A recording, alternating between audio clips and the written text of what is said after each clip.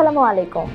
দেশ বিদেশের সর্বশেষ স্পোর্টস আপডেট নিয়ে বিয়ন্ড বর্ডার স্পোর্টসের নিয়মিত আয়োজন sports bulletin powered by Beyond Border study abroad.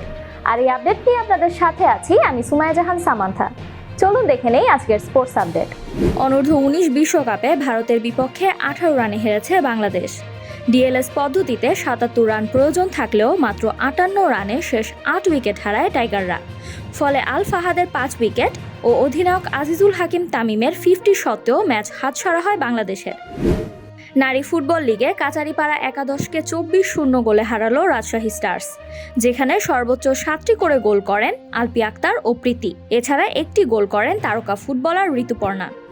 বিপিএলে চট্টগ্রাম রয়্যালসকে ৩ উইকেটে হারিয়ে পয়েন্ট টেবিলের শীর্ষে থেকেই লিগ পর্ব শেষ করেছে রাজশাহী ওয়ারিয়র্স। তানজিম সাকিবের ৪ উইকেট ও শরীফুল ইসলামের বোলিংয়ে ১২৫ রানে থেমে যায় চট্টগ্রাম। জবাবে আকবর আলী ও মুশফিকুর রহিমের ব্যাটিংয়ে জয় নিশ্চিত করে রাজশাহী। সাফ নারী ফুটসাল চ্যাম্পিয়নশিপে ভুটানের বিপক্ষে ৩-৩ গোলে ড্র করেছে বাংলাদেশ। সুমাইয়া মাতসুশিমা, অধিনায়ক সাবিনা খাতুন ও মাসুরা পারভিনের গোলে সমতায় ফেরে লাল সবুজের মেয়েরা। এছাড়া ২ ম্যাচ শেষে ৪ পয়েন্ট অর্জন করেছে বাংলাদেশ নারী দল।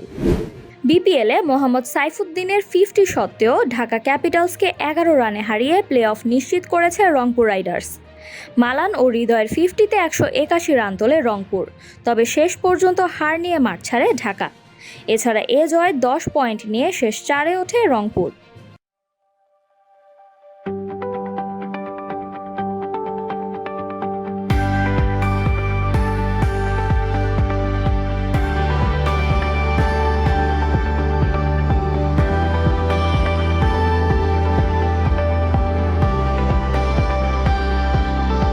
টি-20 বিশ্বকাপে ভারতের ভেন্যু নিয়ে বাংলাদেশের সঙ্গে আয়ারল্যান্ডের গ্রুপ পরিবর্তনের প্রস্তাব নাকচ করেছে ক্রিকেট আয়ারল্যান্ড।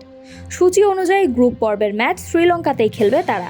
এছাড়া গ্রুপ পরিবর্তনের কোনো সম্ভাবনা নেই বলেও জানিয়েছে ক্রিকেট আয়ারল্যান্ড। নতুন কোচ মাইকেল ক্যারিকের অধীনে ম্যানচেস্টার সিটিকে ২-০ গোলে হারিয়েছে ম্যানচেস্টার ইউনাইটেড।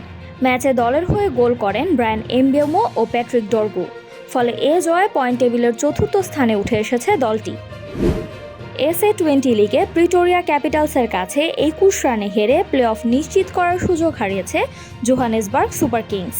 শুরুতে ব্যাটিং করতে নেমে ১৪৩ রান তোলে প্রিটোরিয়া। জবাবে ১২২ রানে থেমে যায় জোহানেসবার্গ। আসন্ন টি-20 বিশ্বকাপের প্রস্তুতির অংশ হিসেবে কোর্টনি ওয়ালশকে নতুন বোলিং পরামর্শক হিসেবে নিয়োগ দিয়েছে জিম্বাবুয়ে ক্রিকেট। দলের পেস ও স্পিন বোলিং আরও মজবুত করতে কাজ করবেন তিনি। বুন্দেসলিগায় আরবি লাইপজিগকে ৫-১ গোলে পরাজিত করে শীর্ষস্থান আরও শক্ত করেছে Bayern Munich. Kane, Gnabry, Jonathan Tah, Pavlovic ও ওলিসের গোলের মাধ্যমে জয় নিশ্চিত করে দলটি। এছাড়া এই জয়ে জার্মানির শীর্ষ লিগে ১১ পয়েন্টে এগিয়ে গেছে বায়ার্ন।